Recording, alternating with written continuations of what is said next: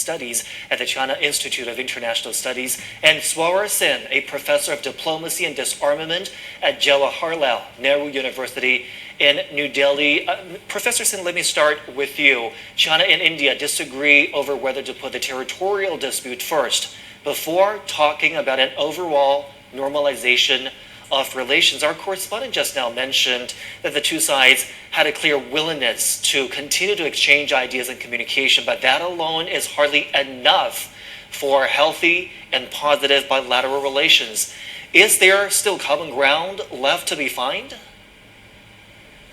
And there is no doubt, if you look at the track record of China and India addressing their boundary dispute, the primary focus has been ensuring peace and tranquility on the border, because it's the largest disputed border on the planet. It's also a very complex territory that we are dealing with.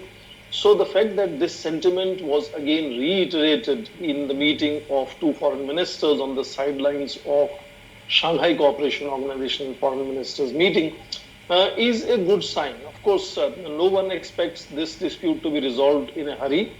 But the focus has to be primarily on ensuring that the differences do not become disputes, that aggressions, incursions do not lead to injuries and casualties. And I think that sentiment is very strong on both sides. Now, given the fact that border is a very complex territory, it does require a lot of time. And the fact that about 18 rounds of Corps commanders talks had virtually come to a kind of a situation where no major breakthrough was being achieved, SCO provides an excellent possibility where only last week we had Defense Minister Li Shangfu talking to India's Defense Minister Rajnath Singh, and today we had two foreign ministers of China and India talking. So I assume that this definitely creates opportunity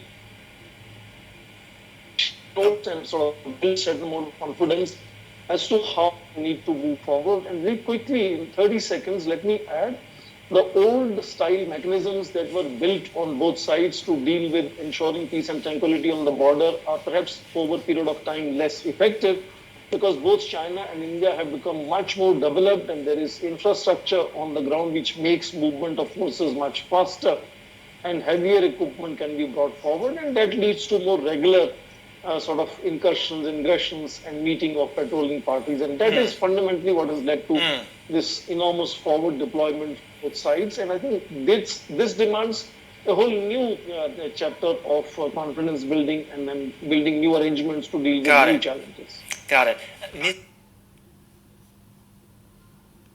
India's foreign minister says the current crises have exposed a credibility and trust deficit in the ability of global institutions to manage challenges in a timely and effective manner. The SCO, as a regional bloc seeking to also address some of those common issues and challenges, do you think it can make a difference? How does it differ from other regional institutions?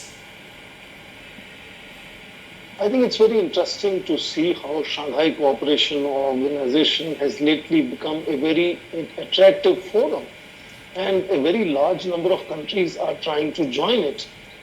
Only the membership has gone from the original Shanghai 5 to now 10, with Iran and Belarus joining, and of course Afghanistan will also join possibly this year or next year.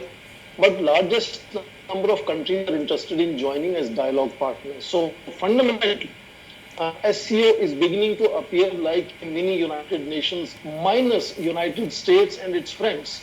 Now that is interesting to see why it is that these countries have decided that they want to come together and look at issues differently.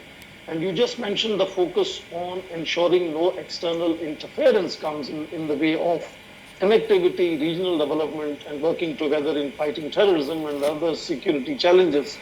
So here what we notice is that India's voice has been constant in seeking reformation in post-World War II arrangements of the liberal world order led by United States.